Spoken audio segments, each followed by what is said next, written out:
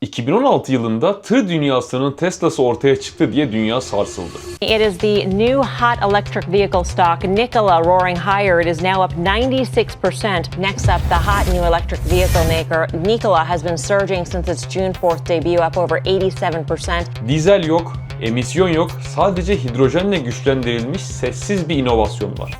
Executive Chairman Trevor Milton gave us a look at the company's big new product. He highlighted the engine, how quiet the Semi runs, and how you have ultimate control of it. Yatırımcılar da bu fırsatı görünce milyarlarca dolar yatırım yapmaya başladılar. Tek bir kamyon bile satmamış olan firma, market değerlemesinde Ford'dan daha değerli hale geldi. Nikola's two fuel cell semi-truck. The ones that everyone's so crazy about because they're the next Teslas. First, there's Nikola. That's that highly promotional, to say the least, fuel cell play. GMC's $4 billion in value, an equity stake, a board seat, regulatory credits for emission. Ama bir büyük problem vardı. O tanıtımda arkada duran tırın bir motoru bile yok. Bütün enerjisini platformda alttan sağlanan elektrikle alıyordu. Ve daha sonra olaylar sarpa sarmaya başladı. İşte bu noktadan sonra milyarlarca dolar yatırım almış olan bu şirket bir kartopu etkisiyle çökmeye başladı ve çöktükçe bütün endüstrinin içindeki çürümeyi ortaya çıkardı. Shares off just over 19%. As the company recently announced that it filed for a Chapter 11 bankruptcy. Founder and executive chairman stepping down. Trevor Milton has been sentenced to 4 years in prison for his role in fraud committed at Nikola. İşte bugün sıfırdan büyüyüp Ford'dan daha büyük hale gelen ve bir o kadar hızlı bir şekilde tekrar sıfıra inip bütün endüstriyi çökerten Nikola firmasından bahsedeceğim. Aslında yenilenebilir enerjiyle çalışan tır fikri yeni bir fikir değil. 1900'lerin başından beri var. 1911 yılında örneğin Walker Electric ismi verilen bir firma Amerika'da elektrikli tırlarla Amerikan Posta Ofisi'nin ve Chicago süt ürünlerinin dağıtımlarını yapıyordu. O zamanlarda benzinle çalışan kamyonları elle, krankla çalıştırmanız gerekiyordu ve buna karşılık elektrikle çalışan, bindiğiniz anda hareket edebilen bir tır çok daha cazip görünüyordu. Ama tabii ki günümüzde olduğu gibi bundan 120 yıl önce de problem aynı. Bir kamyona uzun yol yaptırmak istiyorsanız içine koyduğunuz benzin çok daha yüksek bir enerji depolayabilirken elektrikli kamyonların çok daha kısa menzilleri var. Bu örnekte mesela 50 kilometre bir menzilden bahsediyoruz. Bu yüzden de bu elektrikli kamyonlar şehir içi dağıtımda 1920'lerde bile kullanılabilirken şehirler arası dağıtımlarda benzinden başka bir şans yoktu. 1966 yılına baktığınızda mesela bu sefer elektrik değil hidrojen ortaya çıkıyor. General Motors'un Electrovan adını verdiği bir kamyon. Adeta 4 teker üzerindeki bir laboratuvardan bahsediyoruz. O dönemlerde ilk defa hidrojen fuel cell teknolojisi işte bu kamyonun içine kullanılmaya başlandı. Ama bu kamyon seri üretimden ziyade bir prototip araçtı. İçinde devasa tanklarda sıvı hidrojen ve oksijen bulunuyordu. Bunları da yakıt olarak kullanıyordu. Teknolojinin çalıştığını kanıtladılar ama sıvı tanklarda oksijen ve hidrojen tutmak bu kamyonu çok tehlikeli bir hale getiriyordu.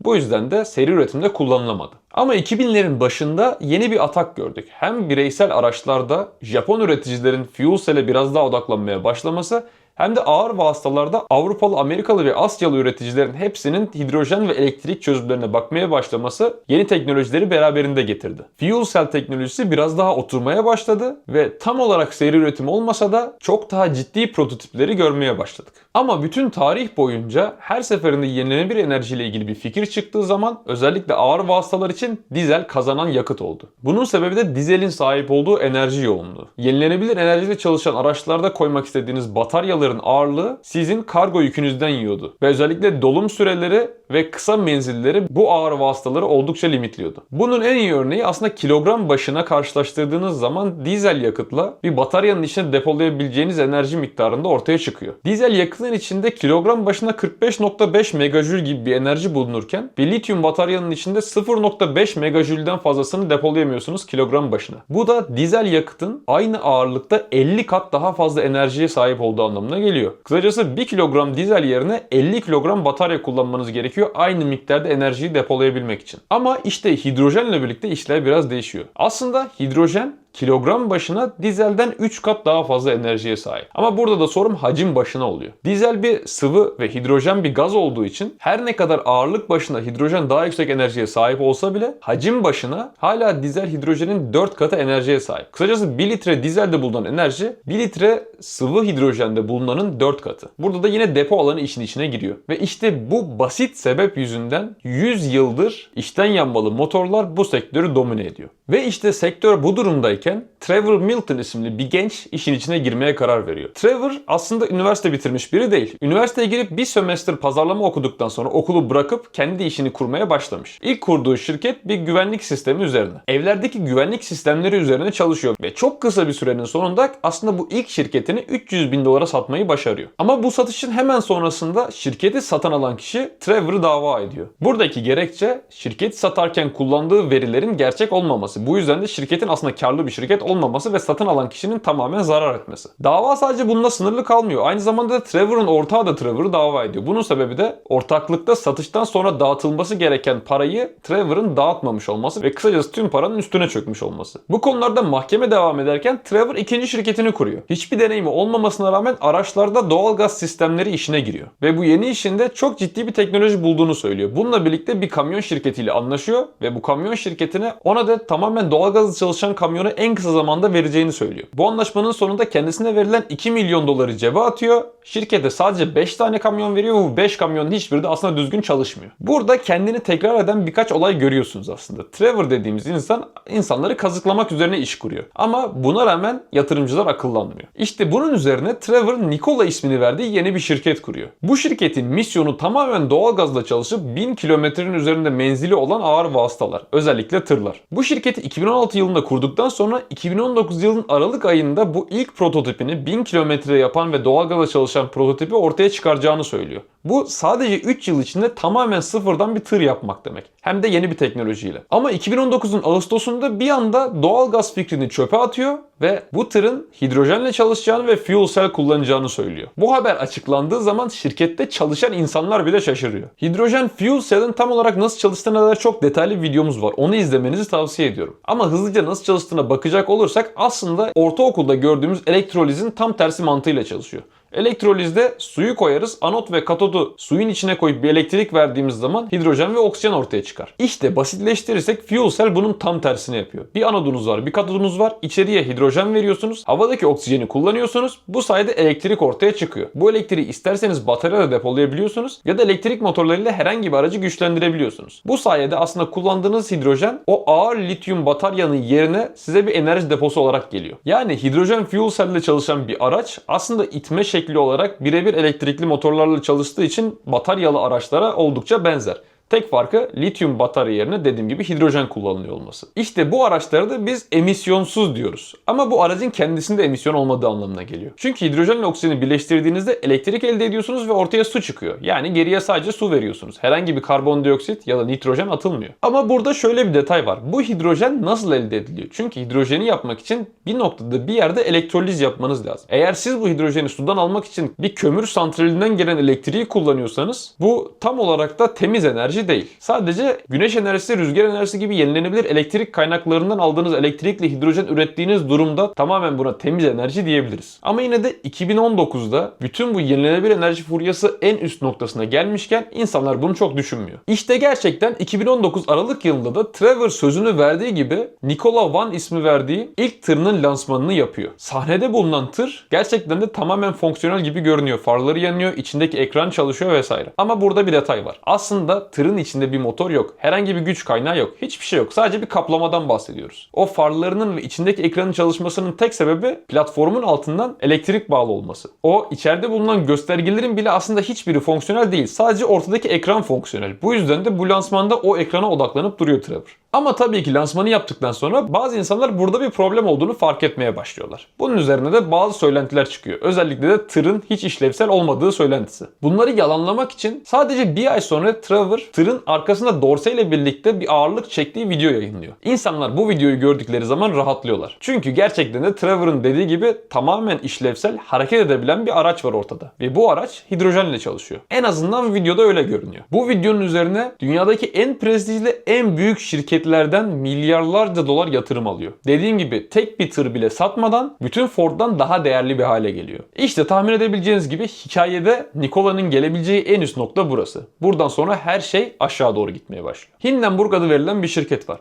Bu şirketin tek olayı böyle insanları kazıklamaya çalışan şirketleri bulup o şirketleri shortlayıp yani o şirketlerin düşüşüne borsa oynayıp daha sonra buldukları kanıtları rapor olarak halka sunup insanlara gösterip şirketin batmasını sağlamak. Kendileri de şirketi shortladıkları yani borsada düşmesine oynadıkları için şirket batınca büyük paralar kazanıyorlar.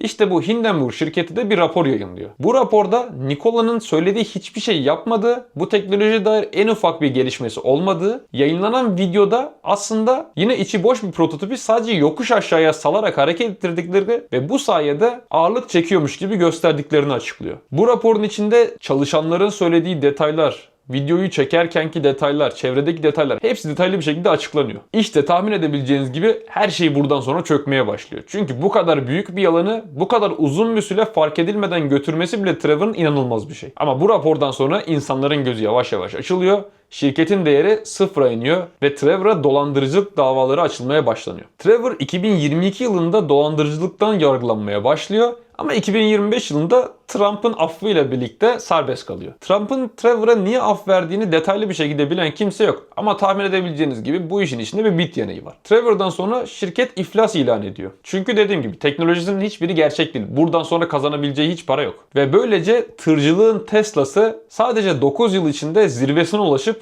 en alta geri düşüyor. Ama bu tırcılıkta yenilenebilir enerjinin kötü bir fikir olduğunu mu söylüyor? Şimdi hızlıca buna bakalım. Gördüğünüz gibi yatırım yapmadan önce detaylıca araştırmak çok önemli. Bu videonun sponsoru da benim kendi yatırımlarımı yapmadan önce market analizi yapmak için gerçekten severek kullandığım Investing Pro. Ve artık AI desteğiyle birlikte gerçekten karmaşık olan bilgileri derleyip çok daha anlaşılır bir hale getiriyor. Mesela Tesla hissesinin analizlerine baktığımız zaman İlk olarak adil değer durumunu fark edeceksiniz. Investing modelleriyle hesaplanmış adil değerin $280 civarında olduğunu görüyorsunuz. Şu anki gerçek hisse fiyatı $400 civarında. Her ne kadar analistler daha yüksek bir fiyat hedeflese de mali veriler kullanan modeller daha düşük bir fiyat söylüyor. Hem de %30 civarında. Hemen altında mali durumunda 5 üzerinden 2 olarak verilmiş. Şirket profilinde bütün karmaşık bilanço verilerinin arasından 4 tane net anlaşılır ana madde ayıklanmış. Pozitifler şirketin nakit miktarının borcunun üzerinde olması ve analistlerin daha yukarıya doğru bir beklentide olduklarını söylüyor. Negatiflerde çok yüksek fiyat kazanç oranı ve kar marjının zayıflığını özetlemiş. Ama genelde yatırımlarınızı yaparken riski minimuma indirmek için yapabileceğiniz en iyi şey tek bir şirkete bütün paranızı yatırmak yerine yatırımlarınızı yaymak. Bunun için de pro hisse seçimleri AI sekmesine geldiğiniz zaman birkaç tane derleme görüyorsunuz. Bu derlemeler tamamen AI'ın finansal verileri kullanarak geliştirdiği derlemeler. Mesela en üstteki BIST 20'ye bakarsak bunun amacı BIST 100'ü geride bırakmak. Hemen sağ tarafta seçtiği şirketlerin isimlerini ve fiyat kazanç oranlarını da belirtmiş. Toplam gelirin geçtiğimiz 7 yıl içinde yaklaşık %8500 olduğunu ve risk oranının düşük olduğunu söylüyor AI.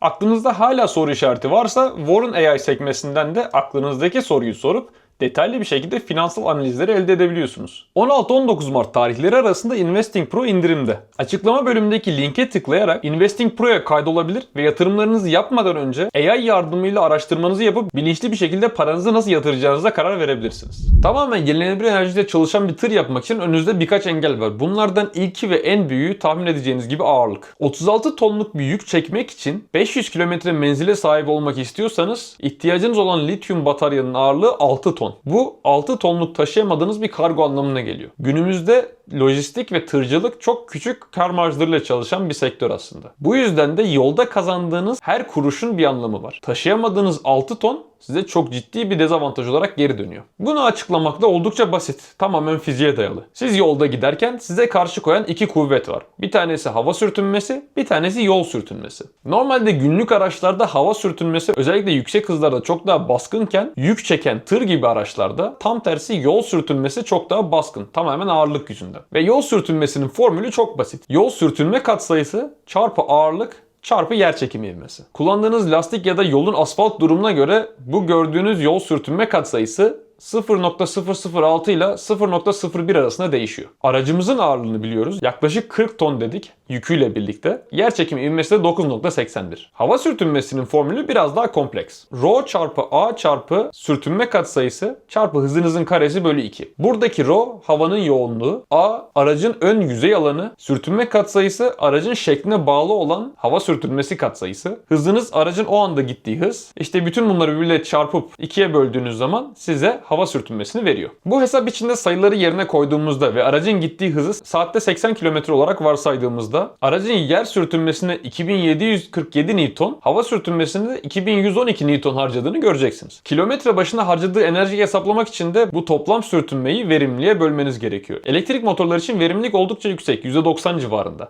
Ama bu hesabı da yaptığınız zaman kilometre başına 1,5 kWh gibi bir enerji değeri çıkıyor. Kısacası 500 kilometre gitmek için 750 kWh'lik bir bataryaya ihtiyacınız var. Bu da günümüzdeki batarya ağırlıklarıyla 6 tona denk geliyor işte. Ama videonun başında söylediğim gibi tamamen elektrik kullanmak istemeyip hidrojenle bu enerjiyi depolamaya çalışırsanız sadece 30 kilogramlık bir sıvı hidrojenin içinde bu enerji depolanabiliyor. Yani hidrojen artı fuel cell sistemiyle bu imkansız değil. Bu yüzden de günümüzdeki örneklere baktığımız zaman çoğu şirket hidrojen teknolojisine daha çok odaklanıyor ağır vasıtalar için. Tesla hariç. Tesla'nın hala semi-truck adını verdiği bir tır sözü var. Bu sözü yıllar önce verdi. Yıllar önce bununla ilgili ilk açıklandığında da video yaptık. Günümüzde hala satışta değil. Ama daha olgunlaşmış örneklere bakarsak. Örneğin Mercedes'in Next Gen H2 yani Next Gen Hidrojen ismini verdiği fuel cell'li bir kamyonu bulunuyor. Bu kamyon sıvı hidrojeni yakıt kaynağı olarak kullanıyor ve fuel cell'le elektriğe çevirip elektrik motorlarıyla kamyonu hareket ettiriyor. Menzili 1050 kilometre. İki ayrı tankta toplam 85 kilogramlık sıvı nitrojen bulunduruyor ve 2026 ile birlikte yavaş yavaş seri üretime geçeceğini söylüyor Mercedes. Başka bir örnekte Hyundai'nin Exient Fuel Cell teknolojisi. Hyundai, Mercedes gibi sıvı hidrojen değil, yüksek basınçlı gaz hidrojen kullanıyor. Bu gazı yüksek basınçlı tüplerde depoluyor ve yaklaşık 400 kilometre gibi bir menzile sahip. Bu hidrojen fuel cell ile güçlendirilmiş elektrik motorlarından 2237 Nm gibi bir tork elde ediyor. Yani gördüğünüz gibi her ne kadar Nikola bunu başaramamış olsa da hala günümüzde bazı firmalar yenilenebilir enerjiyle çalışan ağır vasıtalar için efor harcıyor. Ama tahmin edebileceğiniz gibi tabii ki hidrojen de sorunsuz bir yakıt değil. Elektrik motorlarının en büyük avantajı dediğim gibi %90 gibi verime sahip olmaları. Bataryadaki enerjinin %90'ını harekete çevirebiliyorsunuz. İçten yanmalı motorlarda bu değer %35 civarında. Hidrojende de çok farklı değil. Yani siz hidrojeni elektriğe çevirip harekete çevirdiğiniz zaman hidrojenin içindeki kimyasal enerjinin çoğunu kullanamıyorsunuz. Ve yine en başta söylediğim gibi hidrojeni çevirmek için kullanılan enerjinin nereden geldiği çok önemli. Peki gelecek bize ne gösteriyor? Benim kişisel fikrim kesinlikle bu teknolojilerin ağır vasıtalarda bir yeri var. Özellikle örneğin şehir içindeki çöp kamyonlarını vesaire düşündüğünüz zaman sadece sessizliği yüzünden bile bu teknolojiler kullanılabilir. Bu sayede şehir içindeki hava kirliliğini şehir dışındaki santralleri taşıyabilirsiniz yenilenebilir enerji kullanmasanız bile. Firmalar da bunun farkında olduğu için hala bu teknolojilerin üzerine yatırım yapmaya devam ediyorlar. Ama gerçekçi olursak 10 binlerce kilometre yol yapan uzun menzil ağır vasıtalar için dizel hala vazgeçilmez bir yakıt olmaya devam edecek. En azından önümüzdeki kısa gelecek için. Avrupa Komisyonu da bu 2030'a koyduğu çok sert hedeflerden yavaş yavaş geri adım atmaya başladı. Bunun çok da gerçekçi olmadığının farkındalar. Ama yine de bu yeni teknolojilerin önünü kapatmamız gerektiği anlamına gelmiyor. Bütün bu hikayeden çıkarılabilecek en büyük ders bir kere dolandırıcılık yapan adamın genelde birkaç kere dolandırıcılık yaptığı ve yeni teknolojilere olan güvenimizin sarsılmaması gerektiği ama bu güveni bir şeyle desteklememiz gerektiği. Kendi araştırmamızı yapacağız. Eğer amacımız yatırım yapmaksa akıllı bir şekilde yatırım yapacağız. Eğer amacımız bu teknolojileri öğrenmekse akıllı bir şekilde araştırıp doğru olup olmadığını değerlendireceğiz. Maalesef dünya çok adil bir yer değil. Gördüğünüz gibi Trevor özel bir başkanlık affıyla hapse bile girmedi. Bu hikaye bana mühendislik ve inovasyonla para kazanma aşkının birbirini nasıl ters yönlere itebildiğini gösteren en güzel hikayelerden biri gibi geliyor. Umarım sizin de ilginizi çekmiştir. Eğer ilginizi çektiyse videoyu beğenip kanalımıza abone olabilirsiniz. Bugünlük anlatacağım her şey bu kadardı. Kendinize iyi bakın. Hepiniz hoşça kalın.